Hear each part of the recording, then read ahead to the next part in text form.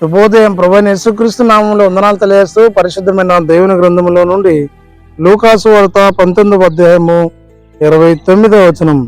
ఆయన ఒలీవల కొండ దగ్గర నున్న బెత్ఫగే బేతానియా అను గ్రామములకు సమీపమునకు వచ్చినప్పుడు తన శిష్యులను ఇద్దరిని పిలిచి ప్రార్థన చేసుకుందాం. పరిశుద్ధుడా, ప్రేమ కలిగిన తండ్రి, వందనాలు స్తోత్రాలు చెల్లిస్తూ వాక్యం ధారించి దాన్ని తెచ్చినకి వందనాలు మహిమ చెల్లిస్తూ యేసు నామంలో ప్రార్థించి అడుగుచున్నాము తండ్రి, ఆమేన్.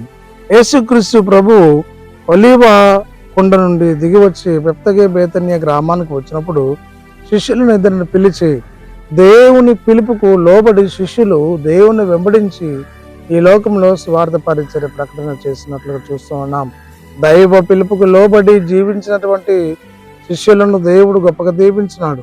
దేవుని పిలుపుకు లోబడేటువంటి వ్యక్తులను ఆశీర్వదించే దేవుడైనాడు. అబ్రహాము దేవుని పిలుపుకు లోబడి విధేయత చూపెట్టిన వాడై దేవుడు చూపించే దేశానికి వెళ్ళాడు. కాబట్టి నీవు నేను కూడా ఈ జీవన ప్రయాణంలో దేవుని పిలుపుకు లోబడి దేవుని వాక్యాన్ని విధేయత కలిగి ఆ ప్రభువుకు మహిమ తెచ్చేవారుగా ఉండాలి. దైవ చిత్తమును గ్రహించి దైవ ఆశీర్వాదం పొందుకొని లోకంలో, సంఘములో, సమాజంలో వర్ధిల్లినట్లు పరిశుద్ధ ఆత్మ త్రియేక దేవుడు తోడై ఉండి నడిపించి దీవించి ఆశీర్వదించిన గాక.